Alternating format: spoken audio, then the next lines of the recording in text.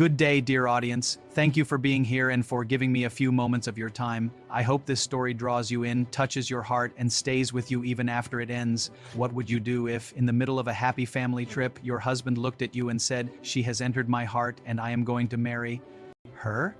This is not a story about jealousy or revenge. It is a story about intelligence, patience, and how one woman used calm thinking instead of anger to change the course of her marriage forever. The title of today's story is She Won Without a Fight. This is a woman who says that about 20 years ago, we decided to go on a trip, my husband, my kids, and I, to Syria. Syria, as you know, is a summer vacation spot for people from the Gulf. May God fix its situation and help its people, and may it return better than it was.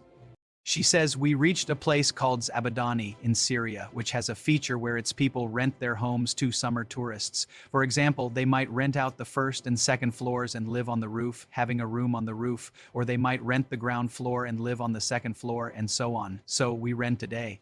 House from a Syrian family. This Syrian family lived on the second floor and left the first floor for us.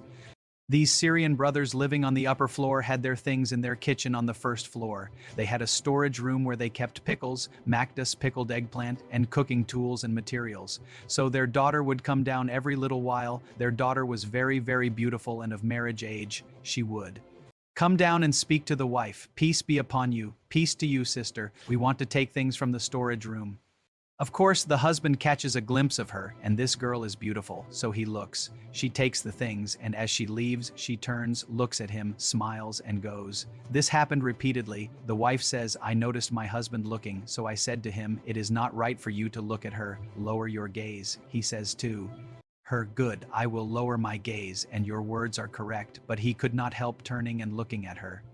Anyway, with the repetition of the girl's trips to take things from the storage room, that day came. The husband came to talk to his wife. He said to her, oh, mother of so-and-so. She said, yes. He said, I swear, I want to tell you something in my heart. I am a man who does not twist and turn. I am a straight person, she said. Go ahead, he said. I swear, this girl has entered my heart and I am going to marry her. She said, why?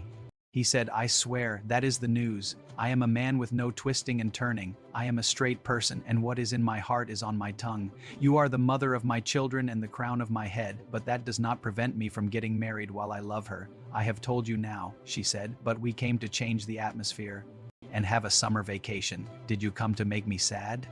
Later, what will people say? They will say he went with one and came back with a second one. He said, I swear, that is the news. She said, okay, there is no problem. Take me back to Saudi Arabia and do what you want. But if you want to marry her while I am here with you, I will not accept Tay. He said, okay, no problem. Since that is your request, no problem, don't worry. She says, anyway, we stayed and decided to return. After a few days, meaning 3 or 4 days, the day before our travel came, the husband went out and the kids were playing on the farm outside. I came and took a stick and started breaking the chandeliers. Then I went to the storage room and broke the jars of pickles, Mactus, and all the other items. Anyway, I completely destroyed the house. Made myself look a little messy. My husband came back. He said, what happened in the house? What is this that you did? She said, I swear, your kids and I went out to walk a little and change the atmosphere. I came back and found the whole house broken like this. Oh my God, how? What is the solution?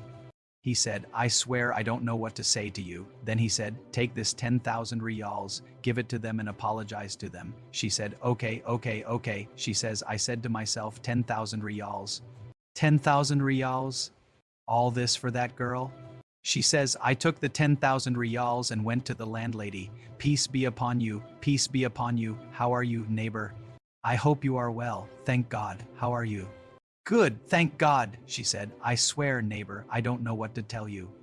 My husband, a condition comes over him, a state of epilepsy. He has a mental illness and a seizure comes to him. He broke the house under your house. He broke the chandeliers and broke the jars and such. May God heal him and cure him. He always suffers from this condition. I would like you to forgive us and I would like you to go down and see the damages and what happened and what he did. She said, come see, look. She came and saw the house destroyed, the chandeliers and glass broken. The Saudi woman said, okay, I will give you 1,000 riyals. Everything that was broken is not even worth 500 riyals, but I will give you 1,000 riyals. You can replace what happened, and I apologize, and we are traveling tomorrow, but I want to ask you a request. She said, what? She said, don't tell my husband I gave you money because my husband is very careful about money, very, very much. He might cause me a problem, so don't say anything to him. He is sick. I am careful.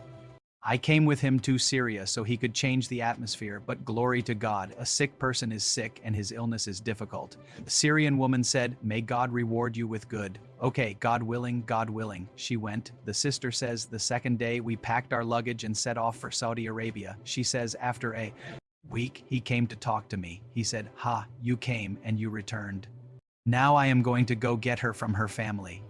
I will marry her. I will marry the girl because I have spoken to them. She said, may God give you success. The man, the day he went and arrived at the people's place, said to them, I have come to propose to the girl. They said to him, the girl, I swear, her cousin has proposed to her. We were honestly embarrassed in front of you, and we didn't want to tell you frankly then. By God, we want to be honest with you. We apologize to you. Please excuse us.